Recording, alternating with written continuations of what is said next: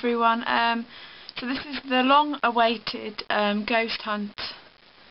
Well, my ghost hunting experiences. I've filmed this now about 3 times. They've been way too long.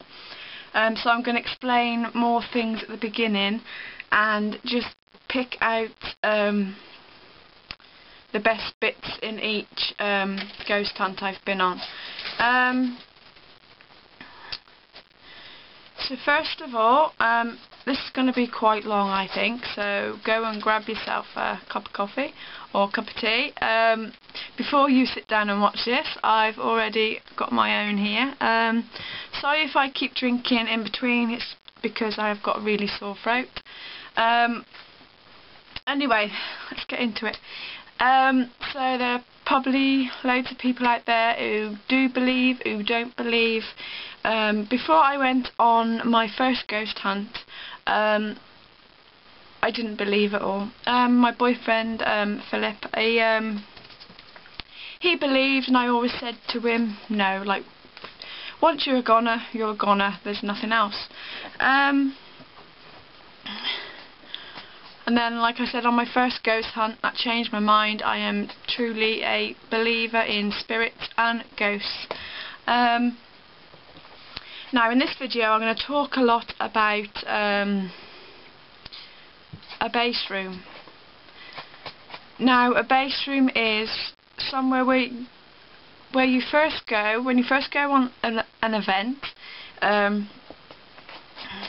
You go to the base room, which is where you can keep all your bags and where you have the talk at the beginning, and it's just somewhere where you go for like your breaks when you're going around, like.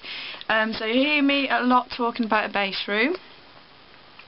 Now, I have been with 4 companies. I have been with Haunted Happenings, Dusk Till Dawn, Eerie Evenings and Fright Nights, and there are loads out there, so feel free to have a look if you want to go on one. But those are 4 I've been on, and they are great. Well, actually, I'd say 3 out of the 4 are great. I'll get into that in more detail.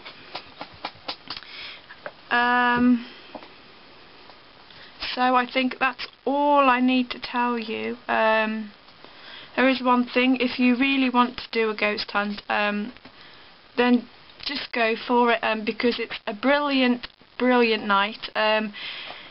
You've got to be 18 plus. You do get a mix of people. You get youngers, and then you get like people up to like in their 50s. It's a good range of people. You get to meet new people all the time, and especially when you've been on your first ghost hunt and you're a newbie, it feels kind of strange. You don't feel scared. You like, it's like you don't know what your reaction is going to be when something does happen. But I must say, I haven't felt scared at all, except in one location. And yeah, you meet a range of people, and when you've been going on quite a few, like we've been on 8, you go to some venues and there's people there when it's their first time, and it's like nice to see how they react when things do happen and so forth. So yeah, it's a really good, fantastic night out. With all the companies I've been with, they supply in the base room coffee, tea, biscuits, even crisps, flapjacks. So yeah, they are great company. This dog is doing my head in. Oh, really great companies. So I'm going to start straight away. So I'm going to tell you the places I've been, the times and how much they were. So the first place we went was with Dusk Till Dawn. It was at Evesham at the Spirit House, also known as the Spiritus. It was £25 each, and it was from 8 PM till 1 PM, so that was 5 hours, and the time goes so quick on ghost hunts, really quick. So this was it's called Spiritus, but it's known as the Spirit House. It's a shop. I think the woman medium owned it. She lives up in the flat, and it's like a little shop. This was our first one, and this was the cheapest one at £25 each. It was a really, really great first one we've ever been on. As soon as you get there, you give your name, they tick you off, and then you walk to like the base room. There's people already there, and I think when we went there was a couple of more people when it's their first time going also, so that was nice. So it was a bit jubilous, and so was we. Now on this one, like I said, they give you a chat in the base room, telling you what you're going to expect, what you're not going to expect, asking if anybody's scared, asking if there are believers, if there are no believers in the group, and so forth. And then we got split up into two groups.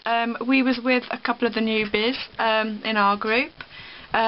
You will not get split up, like say you're going with 4 people, your group would be one group, and you won't be split up. It was just me and Philip, and we didn't get split up. So you get split up, and on this one we all held hands, and you do the grounding and the protection, and then we did some table tipping. So there was this big huge table. It was really, really heavy. We put our hands on. As you know, you don't put your hands on really heavy, just lightly, and there was a vibration, and this stunned me a bit. I was like looking under the table, and it was just freaky, just a freaky feeling, and I didn't feel scared at all. And then it wouldn't do nothing else. We was all asking out, calling out, wouldn't do nothing. And the medium said, it doesn't. This person, it was Colin. We found out his name was Colin. He doesn't like males. So she asked Philip to take his hand off. He took his hand off, and the table started moving and rocking like a good one. And then she said, "Quick, put your hand back on." As soon as he put his hand back on, it stopped dead still, dead still. And then she said, "Take your hand back off," and then it went again. It was going even more faster, and it was walking us around the room. By the end of it, we was at the other side of the room, which I was looking at everybody's hands. I was looking under the tables. You just couldn't believe what was happening. So that was that in that room. And then we got sent into another room, and it was all holding hands and calling out. That's the only thing on ghost hunts. You need to speak up and call out. So to say things like, "Hi, my name's Kelly. Spirits, please come and join us. Touch one of us, make a noise," those kind of things. So we was all calling out, nothing was happening, and then the medium in there, he goes, "Has anybody had a fear, has got a fear of soil?" I thought, that's a stupid thing to be afraid of, soil. We all said no. And then he goes, "Has anybody got a fear of being buried alive?" And yes, that was me, so that freaked me out. And then he said, "Have you been singing a song all day that you can't get out of your head?" I said no. But after that, Philip goes, "You did have a song in your head," and I did. I woke up singing this song. I don't usually wake up and sing a song. It was Lady Gaga, "You and I." You and I. That one. I won't sing it much more. But that totally, I forgot about that. And then he said, like this thing about me being buried alive. I've never had it before. When my nan died, the night she died, I dreamt I was being buried alive. Then the night my granddad died, exactly the same thing happened. And then he goes, "I've got an elderly man here, and he's polishing metal and brass." And I thought, yes, that's Grandad, because that's what he used to do. And so he was spot on there. And he goes, "He wants me to tell you that don't worry, everything will be okay." I still do not know what that means, but that was great. It did give you a little bit of goose pimples, but that just proved to me that there is something after we're gone. And then he said, do you have a feeling that there's always somebody watching you? I said no. And then he worried me by saying, well, you have got loads of people around you. So that's a bit freaky. And then we was in the same room, and he had like a triangle made out of steel, and everybody had to sit in and do some scrying. Scrying is when you look in a mirror and then you see if your face changes or so forth.